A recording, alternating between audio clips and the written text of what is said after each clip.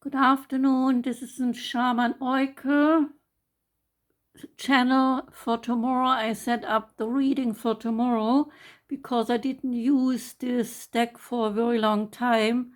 So I thought I'm preparing the reading for tomorrow. And I like to give a short introduction to this special deck here because it relies heavily on the Sun people or the Sun communities from older days like Aztecs, Maya, and Inca, and they had a very own way to relate to spirituality and the world as a whole. So I thought I'd give a short introduction here, okay? Because it so happened that I saw a documentary not long ago on television about the Yucatan in Mexico, and they just talked about the ancient Sun communities which relied on waterholes, also called cenotes, to survive life in otherwise water-poor regions. So, what did they do in order to survive? Well, they were pretty clever by using waterholes that they built going deep down into the earth's underground. So when the rain came, the water was kept in these waterholes for later use. And many underground waterholes, they have been discovered ever since. These waterholes, they also feed the rivers in the region, and in ancient times, they helped the people to survive, giving them fresh drinking water in an otherwise water-poor region. Yucatan was long thought to have no rivers at all, since there is mostly desert. So in the desert, the hot sun dries out the land, making it very difficult to live there. But now, meanwhile, modern time divers found out about an underworld of lots of waterholes which connect with faraway rivers and waterways and then flow to and into the Gulf of Mexico. And there, lots of colonies of flamingos, they come to the outskirts because in the lagoons they get enough water and fish to eat. So I think that is interesting to know that the waterholes are ancient pieces of art, of architecture, of smart people finding ways to survive in a harsh environment.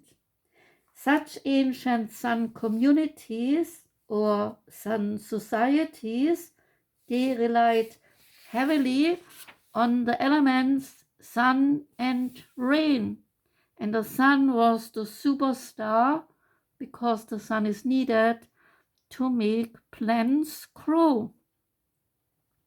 And while our invention of clocks to give us time is very arbitrary, the ancients, they measured time more accurate in correlating to the true rhythm of the earth. Ancient societies adapted to heaven and earth cycles which mirror the sun, moon, and the stars. So for generations of sun watchers, moon watchers, and stars watchers, bringing everything in alignment with the pulse of the earth to better understand everything. So were these sun communities peoples believing that the Sun-Cenote comes down to earth from the darkness and then returns back into the day sky, which is the heart of life. All warriors and women who died giving birth. They live in the house of the sun, where life begins with a beam of light, namely the sun. And the sun is the battery of life itself. She moves through all of the phases of evolution and has a rhythm of its own, a rhythmic pulse, and own heartbeat. The ancients understood that the sun is needed to grow food, and the elders respected the sun because they knew that the sun brings health, well-being, and healing of sicknesses. So waterholes were vitally important for the early civilizations. The Maya believed that the waterholes were gateways to the underworld and to the god of rain, who was called Chaac, and they believed that the god of rain lived down there at the bottom of these sacred wells. So these cenotes, they are man-made deep water sinkholes, and they are fed by rain. And when this card deck has a card relating to the Sun-Cenote, then the card life is affirming with energy and powers. And when the deck relates to a Moon-Cenote, it speaks of personal energies, the harmony and rhythm of our existence. The moon relates to our soul and knows about our secret desires and passions. Darkness and light both meet so we can better understand the life's cycles. Social life and public arena play an important role, and the moon is also the alchemist, which can change things. So that was a short introduction to the deck relating to sun societies and waterholes needing the sun and the moon equally.